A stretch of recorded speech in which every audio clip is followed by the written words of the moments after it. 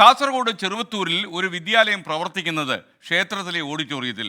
പൊളിച്ചു നീക്കിയ കെട്ടിടത്തിന് പകരം പുതിയ ക്ലാസ് മുറികൾ പണിയാത്തതുകൊണ്ടാണ് ചെറുവത്തൂർ മൈച്ച ഗവൺമെൻറ് LP സ്കൂളിലെ കുട്ടികൾക്ക് മൈച്ച വെങ്ങാട് വയൽക്കര ക്ഷേത്രത്തെ ആശ്രയിക്കേണ്ടി വന്നത്.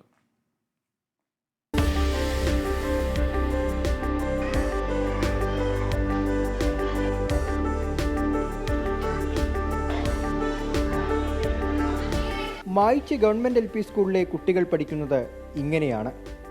വയൽക്കര ക്ഷേത്ര കമ്മിറ്റി കനിഞ്ഞു നൽകിയ ഓഡിറ്റോറിയത്തിൽ തട്ടിക കൊണ്ട് മറച്ചാണ് ക്ലാസ് മുറികൾ.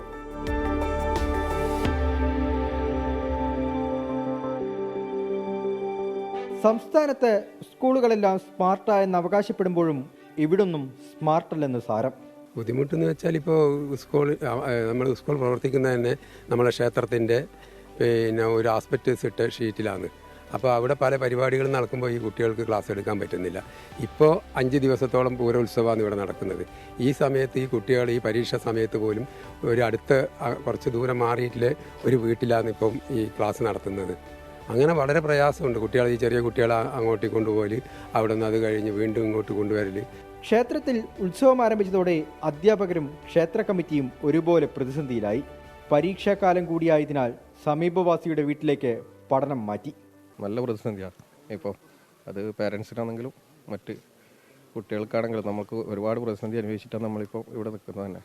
അപ്പം എല്ലാ കാര്യങ്ങളും നമ്മൾ കളക്ടർ മുഖാന്തരവും മറ്റ് MLA MP എല്ലാവരോടും നമ്മളെ എല്ലാ കാര്യങ്ങളും നമ്മൾ പറഞ്ഞിട്ടുണ്ട്. ടെൻഡറായില്ല, പിന്നെ ഈ ടെൻഡർ വെച്ചിട്ടുണ്ട്, പൈസ പാസ്സായിട്ടുണ്ടെന്ന് പറഞ്ഞു.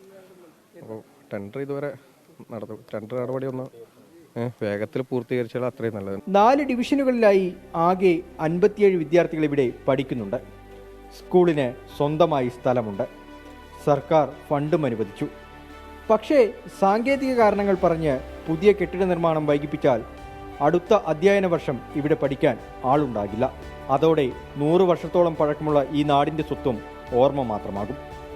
24 കാസർഗോഡ്.